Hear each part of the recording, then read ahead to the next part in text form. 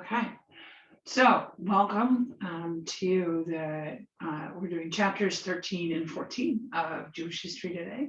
So welcome to all of you. And as you can see, I've got the slides queued up here. We have some fun things to talk about today. Well, actually some fun and some not fun. We start with anti-Semitism, not fun, but the fun part is we get to talk a little bit about the birth of Reform Judaism in the United States. That's the fun thing to talk about today. So we'll get started.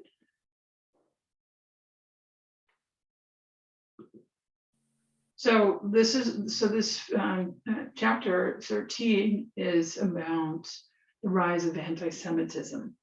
What happens is by the mid-19th century, the Jews of Western and Central Europe were becoming less and less distinguishable from their non-Jewish neighbors. So you couldn't look at somebody and know that if they were Jewish or not by their dress.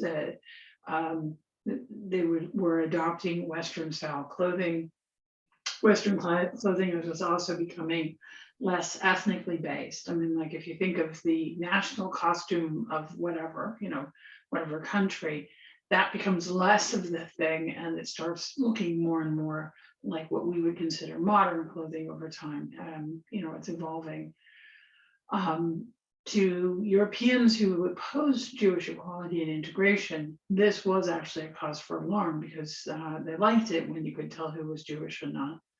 And in the past, hatred of Jews was based on religious differences, the idea of not accepting Jesus as the Messiah.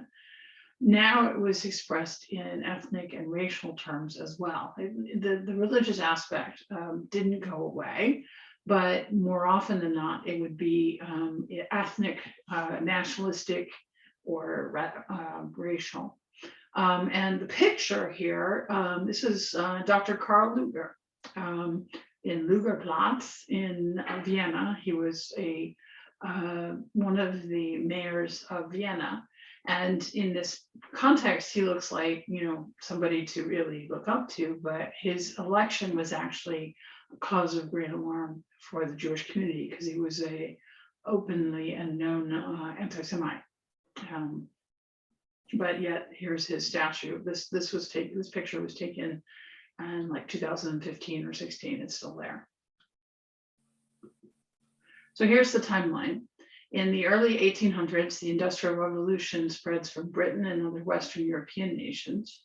And in 1871, Germany is unified. So I mentioned in passing before that, I was trying to remember what year it was, 1871. In the late 1800s, anti-Semitism becomes an aspect of everyday life in much of Europe. So at that point, it was taken for granted that if you were Jewish, you're going to experience some form of discrimination or perhaps some verbal abuse or some sort of aspect of discrimination that would be difficult and painful. It might also be discrimination in workplace, and it could be violence. When you hear of stories of kids getting beat up on their way home, usually this is the era, although that extends for a long time.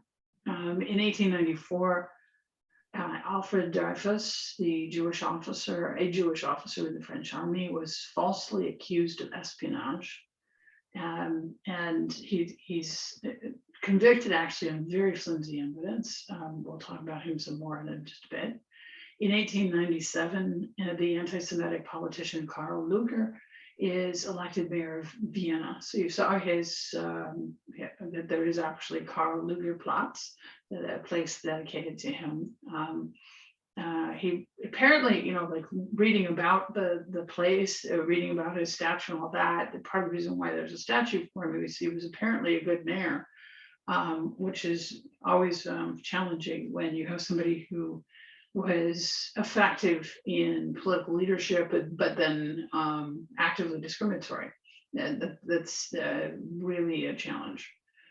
In 1906, Dreyfus is declared innocent of all charges of espionage. So eventually they figured out that he actually had not done that. So, okay, so we'll start with the unification of Germany. This is actually I was really proud of my pictures this time around. I got some really cool pictures. This is a picture of a monument dedicated to the unification of Germany. It's on the Rhine River. In 1871, many German states were brought together to form the unified German Empire. Unification made many Germans more conscious of the ties that bound them together. Because of course it had been a series of principalities, and so they really emphasized at this point the things that brought Germans, one to the other together.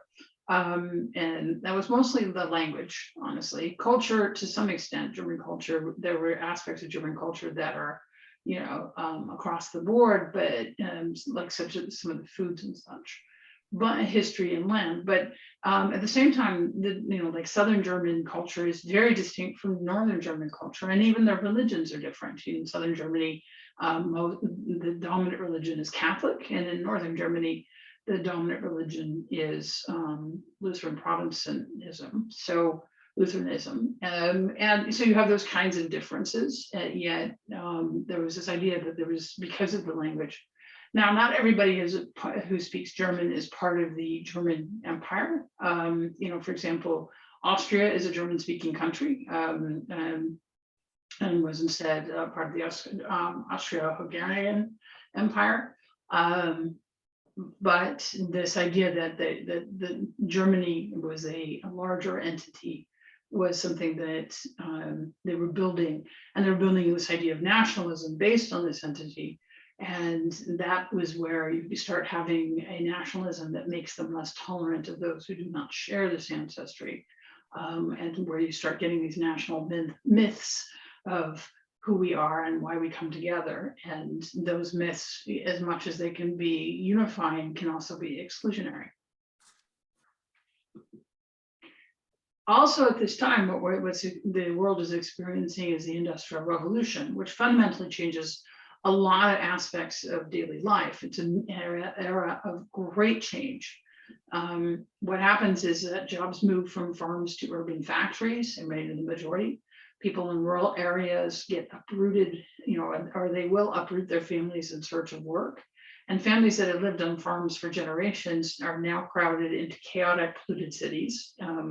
The cities, of course, we haven't yet got to the era of public sanitation, things like trash pickup and that sort of thing. And so they are very polluted, and they're dirty.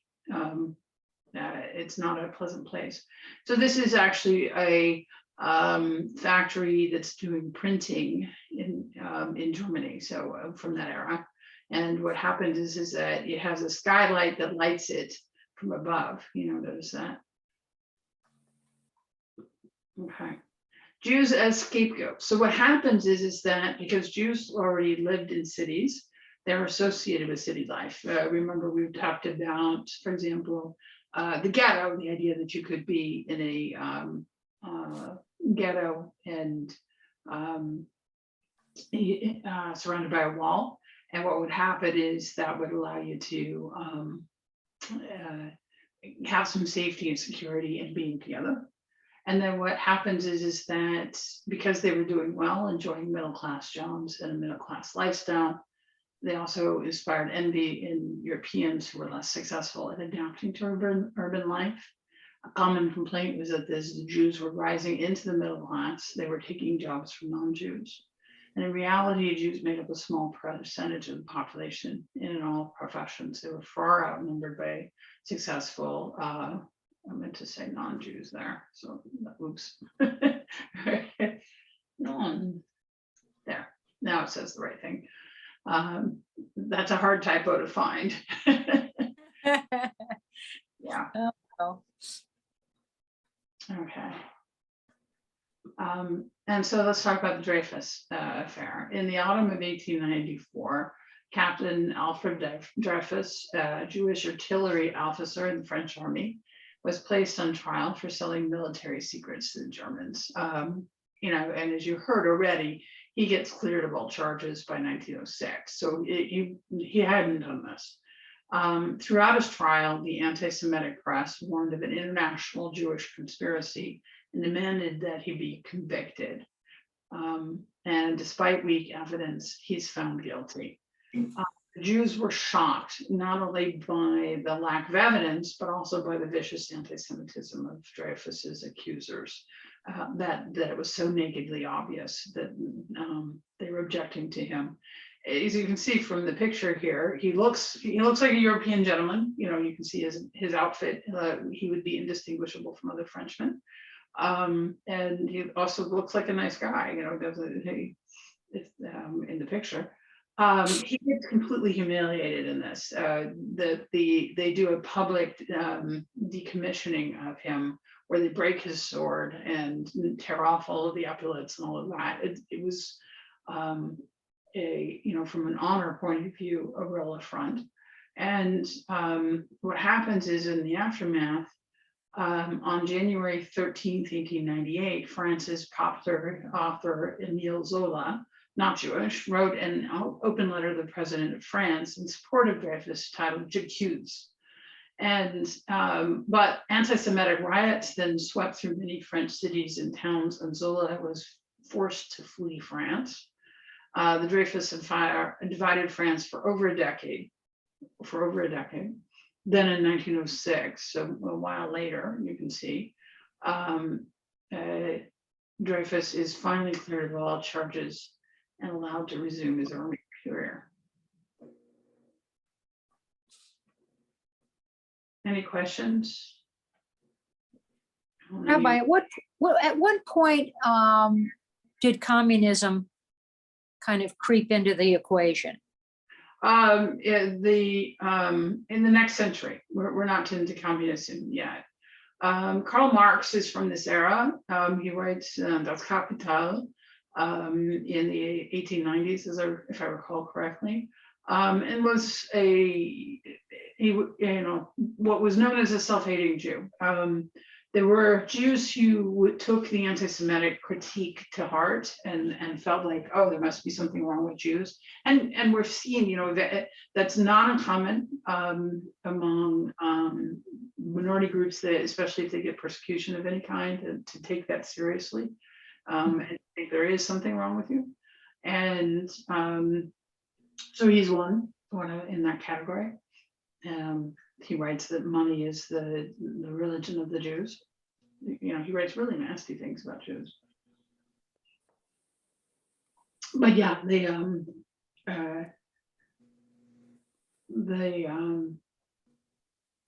communism doesn't become a force in government until the next century. Although this era, there's socialists, who read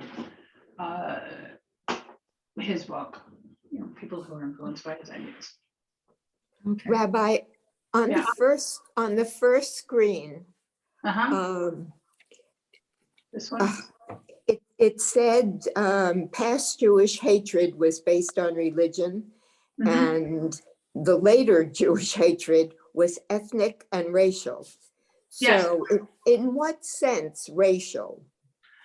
So they start talking, this is when you get this pseudoscience of racial differences, where people who claim to be scientists measure people's heads and say that Aryans have bigger brains. All of this is nonsense, of course. Or that, like this, my group is genetically superior to your group kind of thought process. And so Jews are considered at this point an inferior bloodline or an inferior race, a group that you shouldn't allow to mix with, so you can see what's happening is white supremacy, which has its roots especially in the slave trade. Most of white supremacist ideas come out of the slave trade. And the Industrial Revolution is what happens with a lot of the proceeds of the slave trade. This is how the revolution is possible. And what ends up happening is you have these ideas that some groups are better than others, and some groups are supposed to be servile to the others. And again, all of this is nonsense, but it's powerful nonsense in the sense of it motivates people to behave badly across centuries. And so this is where you start seeing the objection to Jews is not simply they don't accept Christianity, because it used to be you could leave Judaism and accept Christianity, and that it to a certain extent would make it possible for you to really truly join the other group, although Inquisition was partly rooting out secret Jews, like that was part of it. It was against Judaizing Catholicism. So I mean, there's a bit of that purity concern as early as the Inquisition. But at this era, it starts becoming the conversation is about impure blood as opposed to impure ideas. Thank you. Yeah. Other questions? These are good questions. And as I said, I was so proud of my pictures today. I got a good picture of a factory, a good picture of Dreyfus. I'm kind of happy with myself. It's kind of fun when I put these together for that reason. Okay, so we're at chapter 14. If there's not other questions. This one's a happier chapter, so that's part of the reason why I kind of sped through the anti-Semitism one. There's more that could be said there, but it's such an unpleasant period from that perspective. It was very hard. U.S. Jewry 1820 to 1880. So picking up with the U.S. story. In the mid-1800s, the United States experienced one of the greatest economic expansions in world history. Factories were booming, and a growing system of canals and railroads was revolutionizing travel and commerce. To keep the economy growing, the U.S. needed workers, specifically immigrants at this point, because the slave trade has stopped. In the US, Jews found the economic opportunities and freedom they had dreamed of. Because of course, we had already discussed that in the United States, Jews had citizenship from the beginning. And so, and we just had talked about what was going on in Europe, what would cause you to want to move across the ocean to the New World, to the United States.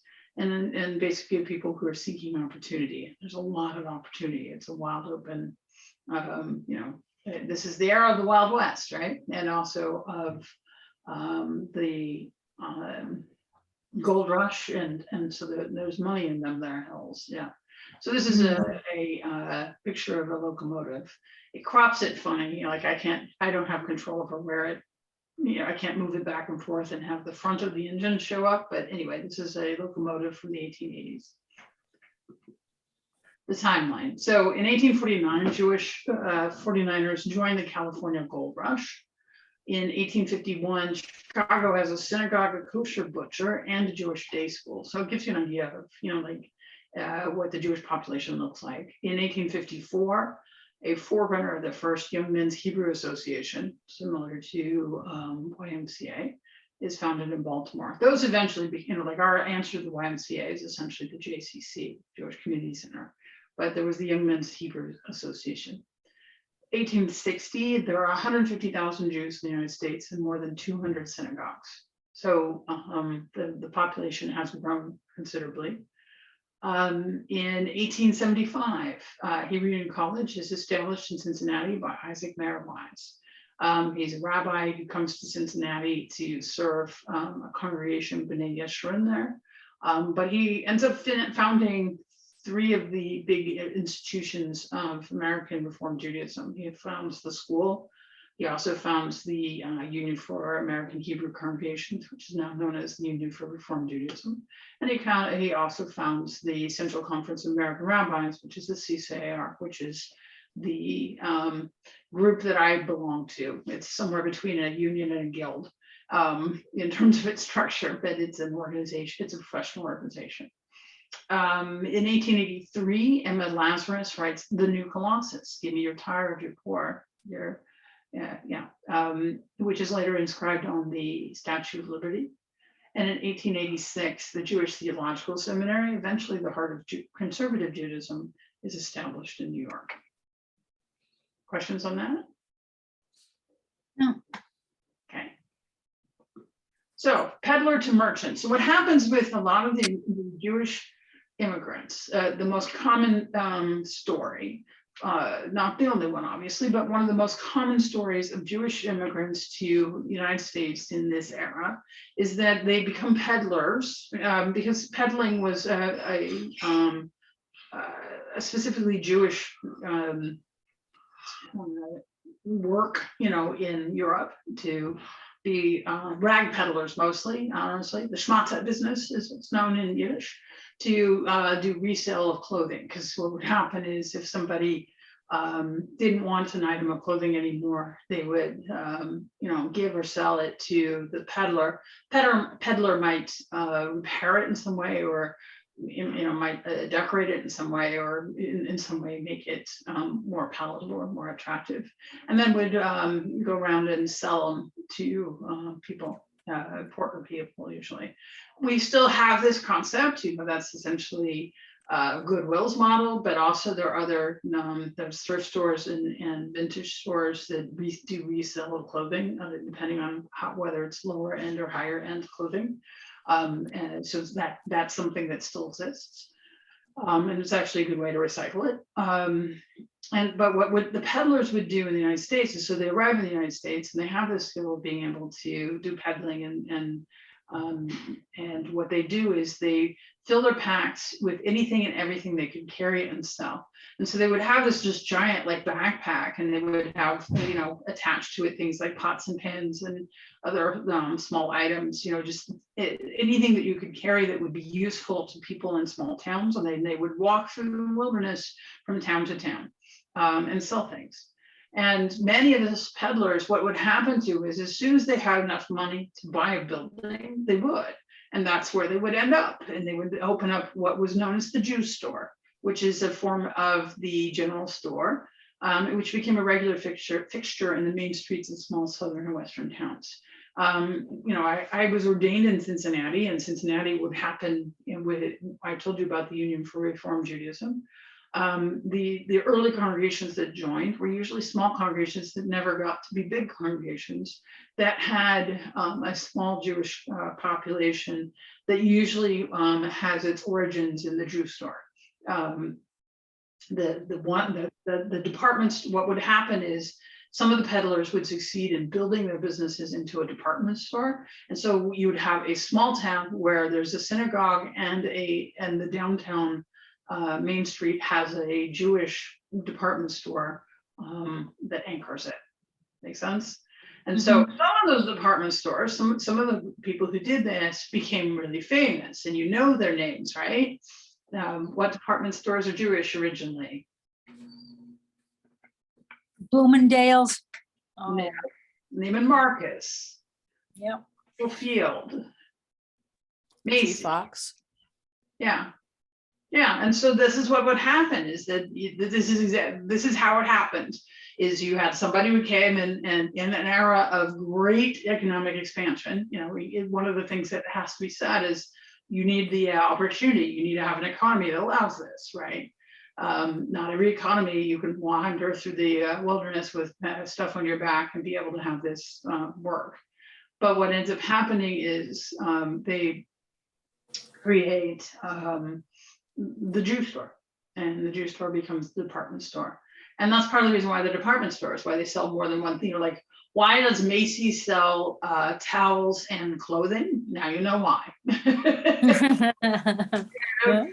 That is why. Kitchen items and clothing, yes, because you would have, stacking bowls and and wooden spoons and recycled clothing and whatever else he could put in his bag with him and carry with him. Pot scrubbers, everything, fabric. And then you'll recall some of the department stores. It's much less common now, but the real general store, lower end department stores used to sell fabric as well, fabric and notions. Remember? Yeah, you still can get fabric in Walmart. Still a thing, and that's it's not to say that the only Jews were the only ones who ever did this, but the Jew store was a thing. Okay. It's remarkable, Rabbi, it's remarkable that they could work so hard on something that would, dragging rags around or whatever that they could carry, and that they would somehow make a store, It's remarkable.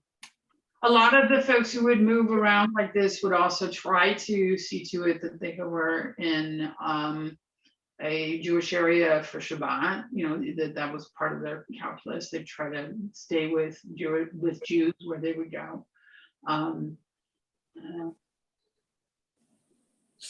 Okay. So let's talk about Levi Strauss.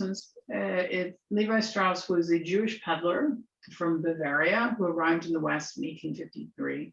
And he arrives in the West because he thinks that there's going to be a need for Eastern goods in the West because of the World War.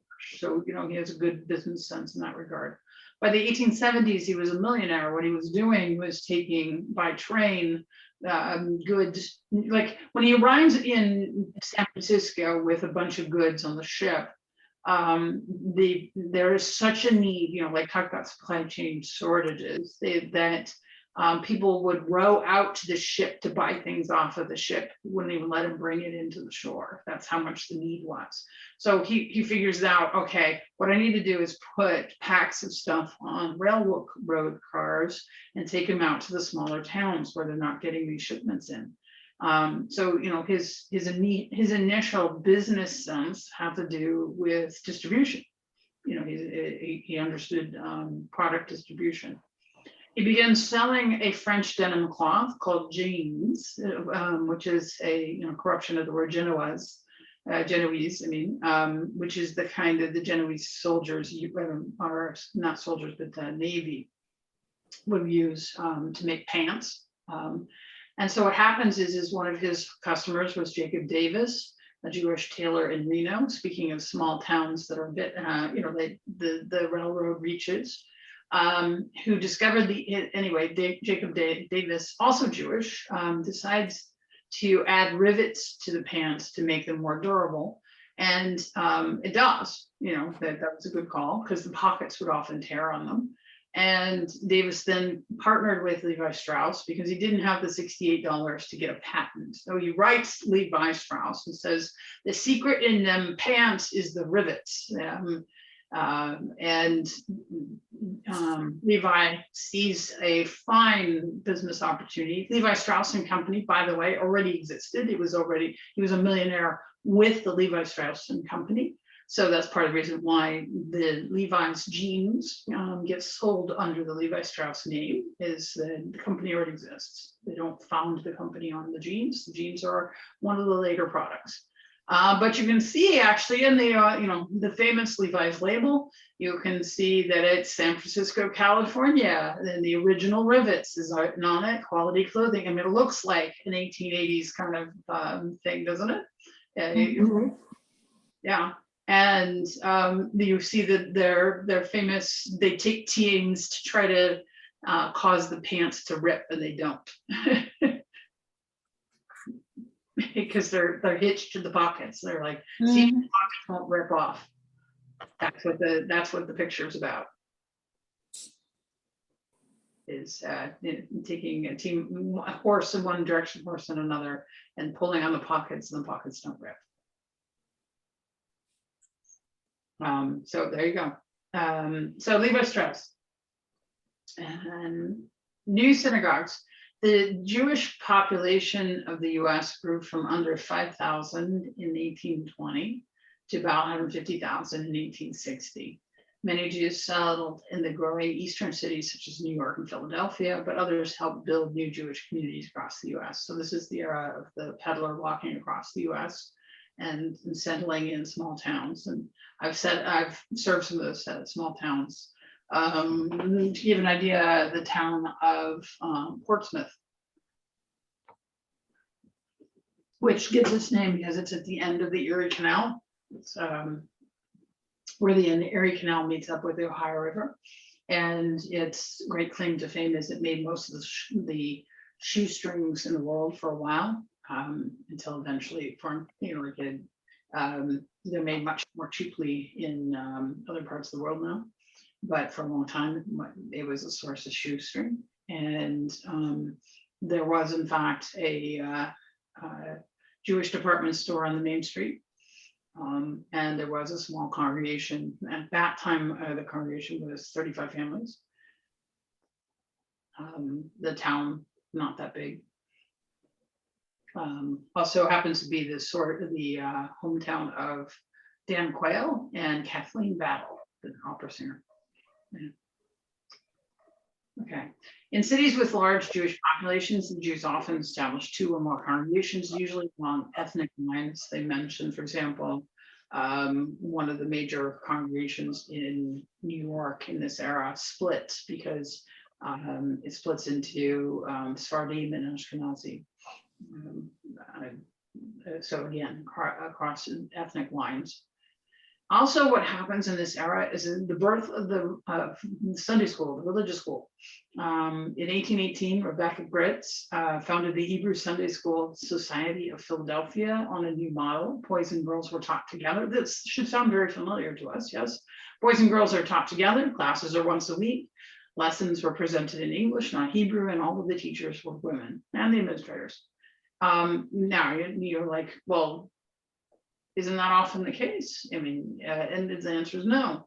The traditional cheder would be taught in Hebrew and Yiddish, would be boys and girls separate. If the girls received any education at all, the boys would receive it more intensely. And the teachers would actually be male, assistants to the rabbi, basically. Melamdim was never a well-paying job, by the way. But cheder was traditionally done in a single classroom and was done, in this way. And so she creates something that it is in some ways modeled after the Christian Sunday school, but at the same time, it's meeting the needs of the community at the time. The idea that you'd have a supplementary school, because the other model out there, cheder is actually an everyday it's the forerunner of the day school. The day school usually teaches subjects other than Torah and Talmud. In a day school, you actually learn things like mathematics and science and the like. Cheder, you probably wouldn't. Is that making sense? Which group of Jews would have gone to cheder? Cheder would have been a traditional education. So it would have been a traditional education. We don't yet have orthodoxy. It's this is more how traditional, Jews that observe the commandments as fully as they can would then send their kids to cheder.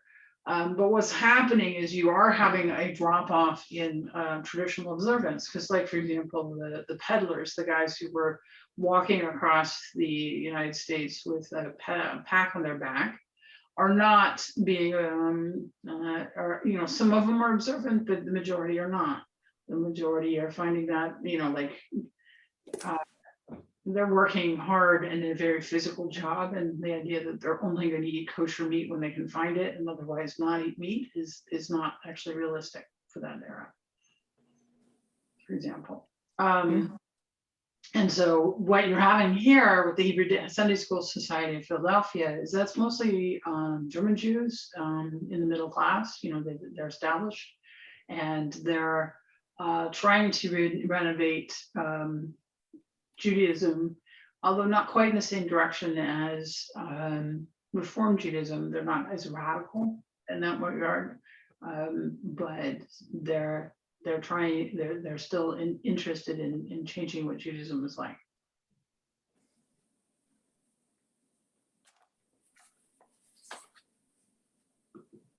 Okay, so then we have the Civil War.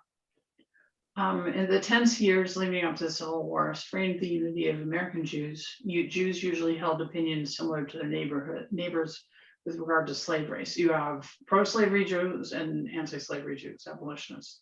And a lot depended on where you lived. A notable exception was Rabbi David Einhorn of Baltimore, who was run out of town on account of his views against slavery. He was actually early Reform rabbi. That congregation that ran him out of town still exists, although it recently merged with another. So there's a large congregation in Baltimore formed by his original congregation, and another one that's not quite as old, that you know, claims him proudly and now, but at the time did not.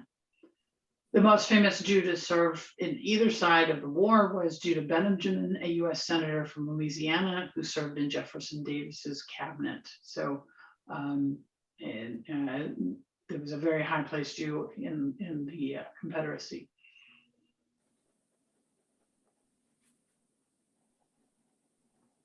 And this is, of course, Civil War reenactment.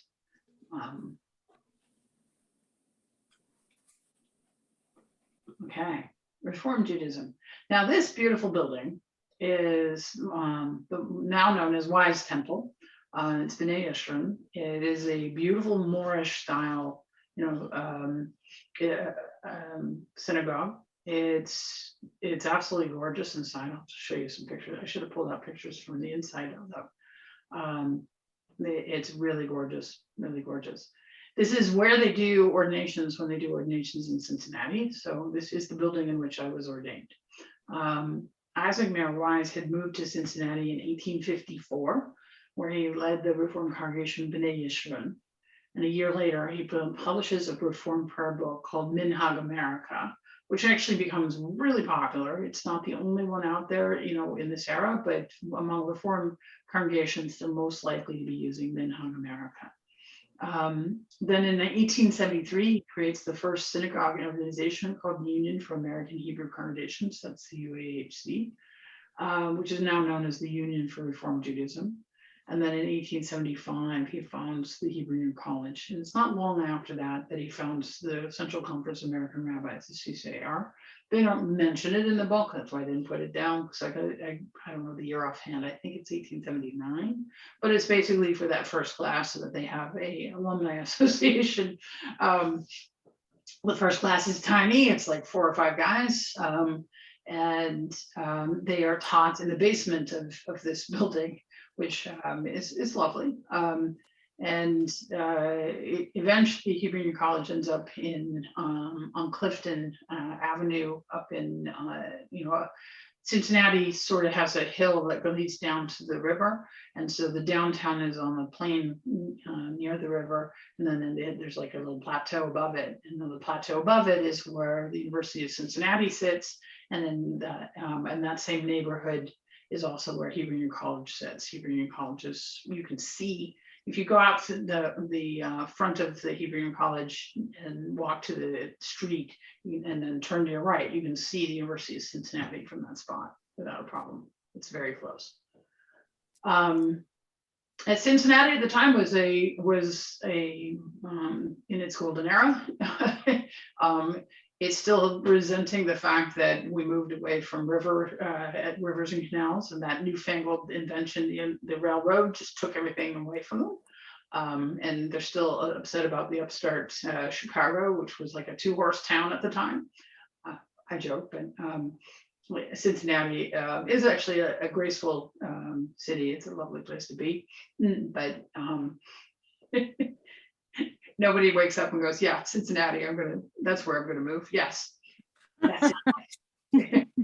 There's no, we don't, there are songs like, if I can make it here, I can make it anywhere, or, I love LA, or, like whatever. No, Cincinnati doesn't have any of those songs. It just has WRKRP, which, by the way, Cincinnatians love that show. They love that show.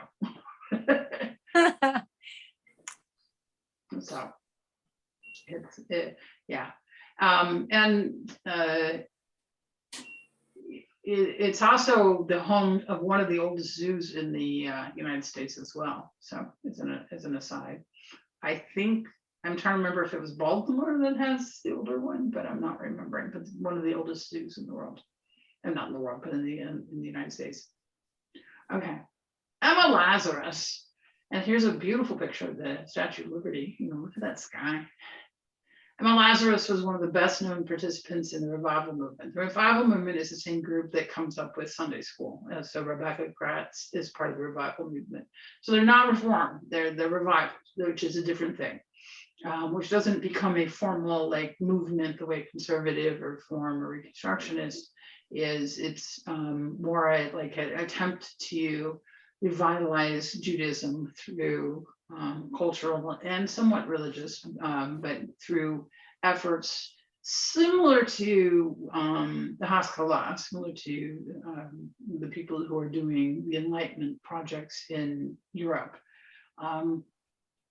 Emma is born in 1849 to a family that traced its roots to the first Jewish settlers in America. They're Sephardic. She has a Sephardic background. She writes the poem "The New Colossus," which is engraved on a bronze plaque at the base of the Statue of Liberty. At one point had to memorize it. I don't think I'm the only one who's ever had to memorize it. And it won a contest, basically. They had a contest to say, what should be put on this, like give us a poem. And she wrote multiple poems, and she wrote the prize-winning poem in this case, and it's a good one, like it's well done, and it met the needs, it won the prize. From 1882 to 1883, Lazarus wrote a series of open letters called An Epistle to the Hebrews. Interesting title, because the Hebrews is Hebrews epistles remind you of the Apostle Paul. So I'm not sure why she used that title, but what she does, among other things, she argues in favor of the revival movement, but she also argues for a modern Jewish homeland in Palestine. And what will happen is you're going to see in our next section is going to introduce Zionism, because what had happened before this point is that there was people who would look to, who would pray for the reestablishment of sovereignty in the land of Israel, which is located in what was then called Palestine. But the idea that you'd have a political movement that would try to build a nation state, an actual nation in that area, to have genuine self-government was a new idea. Like it hadn't, before this point, it had been an idea that was purely religious and was purely like the Messiah is going to come and bring us all back. And what's interesting is you have developed, and we're going to start seeing this idea, a political idea that is secular. Because you'd asked about communism, and really it's socialism at this point. You have socialists or people who are influenced by socialism thinking and influenced by nationalism, thinking that you should establish a state in the land of Israel. And so one of the most common misunderstandings or misapprehensions, or the thing people don't know about the modern state of Israel, if you ask me what's the number one thing people don't know that's true, and the answer is it was founded by really secular people. It wasn't a religious project at all. Maybe most people are like, really? And you're like, yeah, really.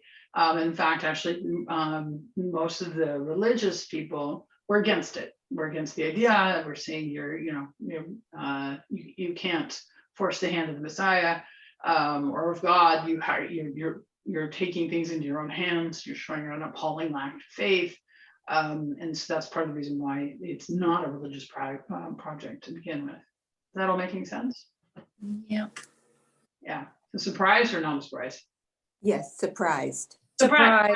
Yeah, because we see, like the folks who seem the most dedicated to the concept of the state are settlers, which are very religious, ultra-Orthodox, and so we assume that there's always been that's who did this, and oh no, that is not at all what happened. No, actually, the early settlers, the earliest group that comes to Israel, is motivated by the idea that the pogroms in Europe mean that Jews are not safe. They want to set up a socialist state, which they do. Israel is founded as a socialist state, less socialist now, but has those underpinnings. And the kibbutz is actually the earliest form of Zionism. the communal place, this sort of communal farm. And they're very much influenced by the romantic idea of going back to the land and farming and being, connected to the land and people with their land. These are very romantic ideas, and nationalist ideas. Like nationalism was the thing, and so it's a very different kind of founding than most people assume when they look at the country today. Rabbi, how is the kibbutz operating now? Is it, how are the communities set up? Is it very popular? Is it, There's What is still quite a few. There's still several large, there's more than a few. The Reform movement, for example, in Israel operates 2, 3 of them of their own, and then there's a number of others. But there's quite a few. And what happens is that there's actually 2 kinds that exist at the moment.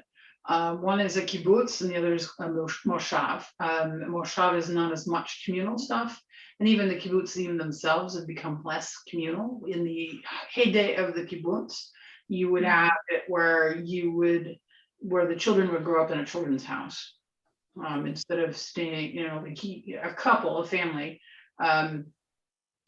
would live in a little house themselves, but their kids would live in a communal house. And now you would see instead the family would still exist as a family unit, and they wouldn't have a communal kids house. They would have a small house on the kibbutz, and they might own a few things, sort of a little less communal. And you also see that the other things that have changed in the kibbutzim now is they're a little less likely to be exclusively or even only they've moved away from agriculture in the sense that a lot of them are still agricultural settlements, but a lot of them also do other things as well. For example, a lot of the milk in Israel is produced by a milk producing kibbutz, where they also have the milk processing equipment. So they're not quite so, we're going to do everything lovingly by hand and now have, say, machines that milk cows, that kind of thing. Yeah. What has also happened is you might have people, especially with Moshav, that model, you might have people who live communally in the sense that they own property together and have the agriculture there, but you also have members who go off and work in jobs in the city, or, you might have, so you could have, nowadays, you could have somebody whose job is, say, computer software. Israel is a source of computer software, who lives on a kibbutz or lives on a moshav, that lives communally, but doesn't work there in the sense of works outside of the kibbutz. Does that make sense? Yes, it's like the socialist framework is changing a bit. Right, and some of that is related to the economic realities. What happens is the world economy has changed tremendously. And if you're going to be profitable as a kibbutz, if you're going to make it work, the romantic idea of we're all going to work on this farm. One of the things the early settlers found out as well is that is hard work to get a farm to be truly self-supporting like that, and not engage so much in trade. And not that they couldn't ever or wouldn't, but to try to make it, it's not that they were objecting to trade, it's just that they were trying to really work the land themselves, is a hard life. It's challenging. And so, but a couple things that still exist in the kibbutz world, some of their earlier foundings, is they are still nappers. They love a nap in the middle of the afternoon. They still tend to be communal in their organization, radically democratic, and will rotate among all of the members. The leadership, that's another thing that they still do. They still do have a communal dining hall. I mean, they might make a few things at home, but there is a communal dining hall, and that's part of their social life and their communal life. And the kids run, and play anywhere. That part, the kids, there's no boundaries for the kids in the sense of you can't go here, you can't go there. and they're all kind of, mutually connected to each other. So it's not a bad life, actually. And there's a Reformed congregation in Kibbutz Gezer. I think it's Gezer. And for example, like the Lotan and Yahel, which are in the Negev. Gezer's between Tel Aviv and Jerusalem. There's also 2 kibbutzim in the Negev. They grow, like if you eat a pomelo from Israel, it probably came from the Reform movement, because that's what grows them. Give you an idea.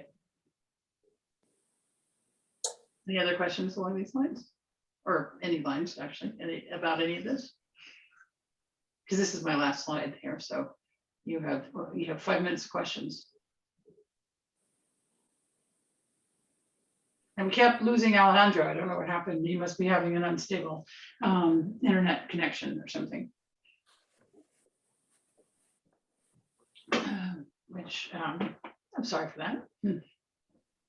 Okay. My grandfather emigrated from Poland shortly before World War II.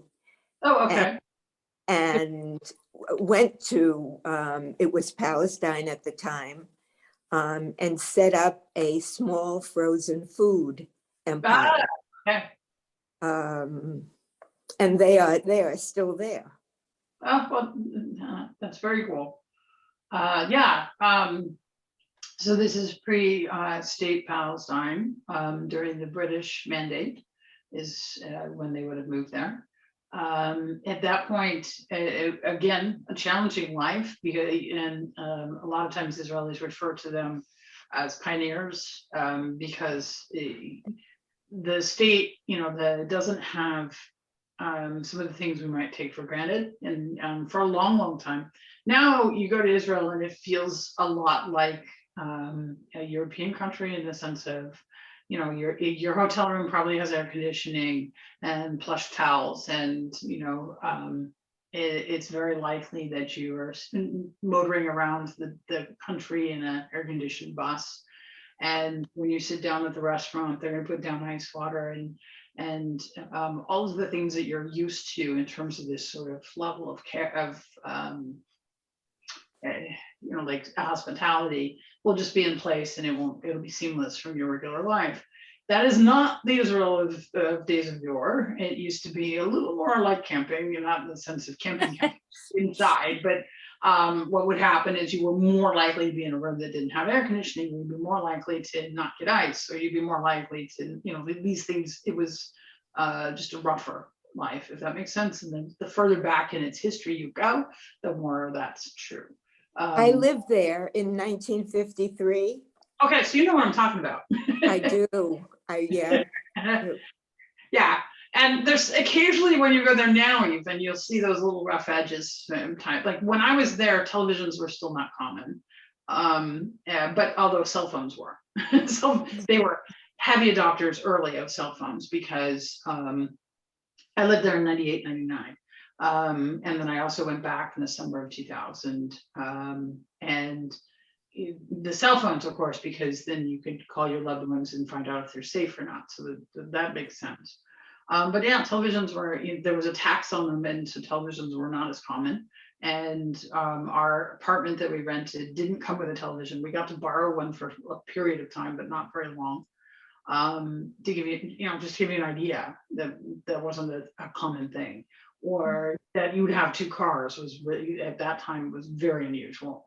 Or that you'd have a dryer, you'd have a washer but not a dryer. We used the laundromat, and we hung everything to dry, like that kind of stuff. It was just and I remember one person saying, when do you get used to the fact that these glasses are not clean?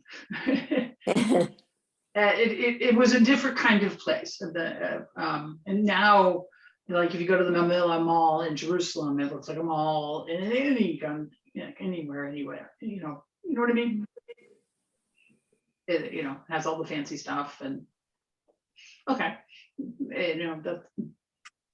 it's become, I guess what I'm trying to say, the long short of it is, it's become more capitalist over time, much more capitalist. in the day, back in the day, it was very much socialist. And you saw the evidence of it being a socialist country, because socialist countries don't produce consumer goods or consider it important to produce consumer goods the same way that socialist countries do.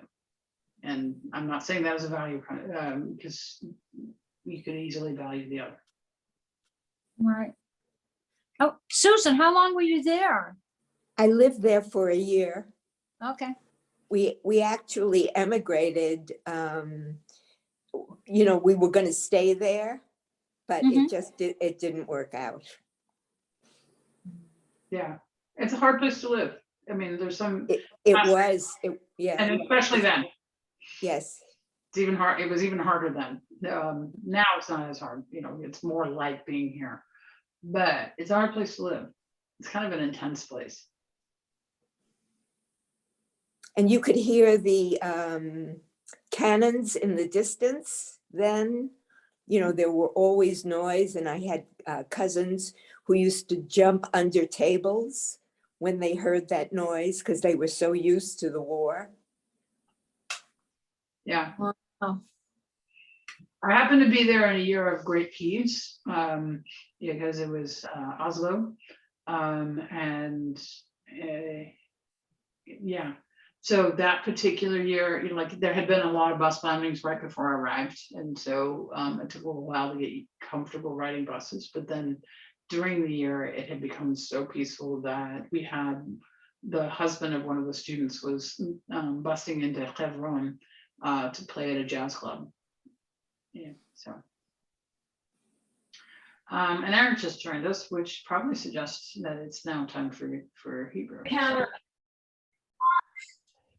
Going to stop the share, and then I'm going to also stop the recording.